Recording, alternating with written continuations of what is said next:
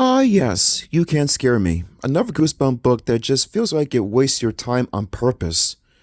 Ugh, I will never understand the reason why these books even exist. But anyway, this book is all about the story of Eddie and his friends Hat, Molly, and Charlene. And the thing about these kids is that there's another girl by the name of Courtney that seems to never really be afraid of anything. So usually Eddie is the one that turns out to be at the tail end of the different things that go on with him and Courtney. Like whenever um, Courtney deals with certain things like certain animals and stuff like that, they usually terrify Eddie. And Courtney is just kind of like just there just to say there's nothing to be afraid of when it comes to these kind of things like snakes or when it comes to bumblebees, which I'll get more into in a little bit. Um, but usually it doesn't really mean anything about Courtney having anything against Eddie. It just turns out like Eddie kind of thinks that Courtney's just trying to make him seem like that he's a big scaredy cat and stuff on purpose, even though that's not the case at all.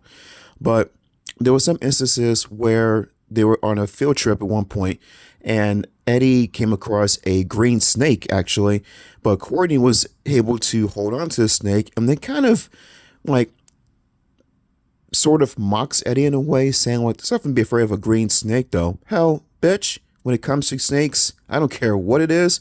I am deathly terrified of those things. No joke." And then Eddie is kind of just made fun of by everyone else because of, being afraid of a simple garden snake, though, or green snake, what the book says. Definitely be afraid of that. Snoring and be afraid of stuff like that, of course. And then also there's one scene where Courtney's holding bumblebees. How in God's name do you hold bumblebees? That's impossible. And then at some point she even throws them to Eddie to see if he could catch them. I don't understand this book. It's weird. But anyway, usually some of the tricks involve, some of the tricks being involved in this book just kind of revolve around Eddie trying to get back at Courtney for trying to show her that, everyone could be scared of something at some point, even her. And he and his friends try desperately to do what they can to make that happen. But usually some of the times the tricks end up backfiring onto them. And usually Courtney's the one that ends up making everyone look like a total fool in the end, though, too, at the end, when it comes to that. The book is so revolving around just trying to prank Courtney or just trying to, get revenge on Courtney for being such a goody two shoes, brave brat, know it all, something like that. And that's all the book is about, honestly. Even though on the front of the book it shows mud monsters coming from the ground. And you figure that that would be like the main focus at some point about these monsters, which they do appear, but pretty much like near the tail end of the book.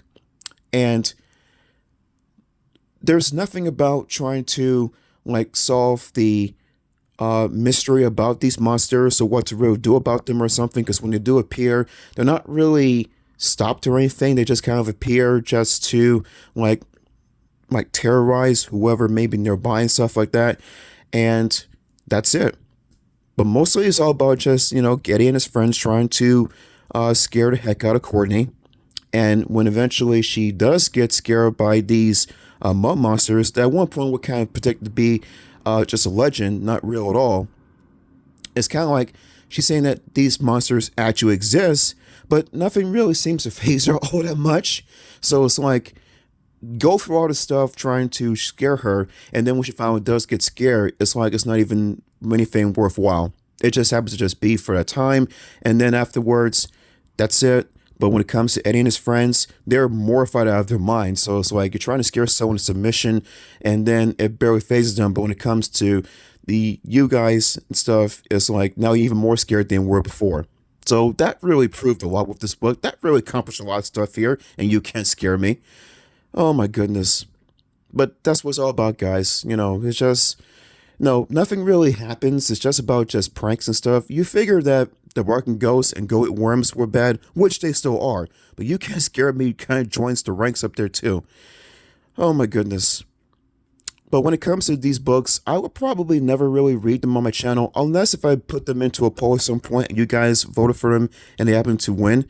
That's the only time I would do that in respect of you guys, because of course, whatever majority is voted for, gotta do it to show respect to those that voted for it, thing most of all.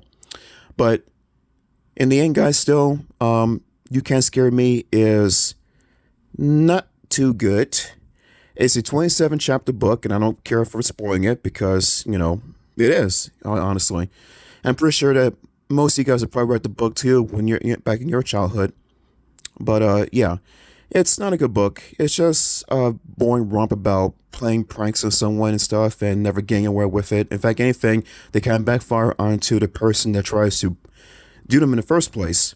And that's it. Like when it comes to trying to drop a tarantula down Courtney's shirt, and it ends up getting onto, I think, one of his friends instead too. I think it's Molly or probably somebody. And there's also one part too. It's that kind of got me chuckling a little bit when they were trying to prank Courtney to go into the woods to prank her over the two of the mud monsters. And what happened was that, I'm sorry, not with the mud monsters. I think it was with a dog of one of Eddie's friends. And one of the girls happens to sound just like Courtney's friend Denise.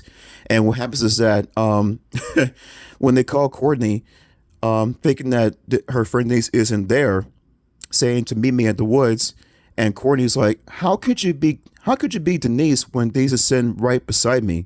Or something like that. I thought that was kind of funny in that chapter though. But aside from that though, guys, yeah, this book is not really good.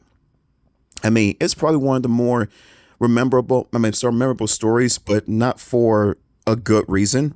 It's just because of just how lame it is when it comes to the whole point that book's supposed to be about. But yeah, guys, that's my review for You Can't Scare Me. Hope you enjoyed the review, guys. It's pretty short compared to my last one with About the Barking Ghost, which I'm still trying to ail from right now. It just kind of just made me so angry. But anyway, next time, guys, I'm going to do my book read of, well, actually, next year, actually, my Goosebumps read for Bad Hair Day, which happened to have won the poll for next year. So look out for that. Until then, guys, take care, and I'll see you again real soon.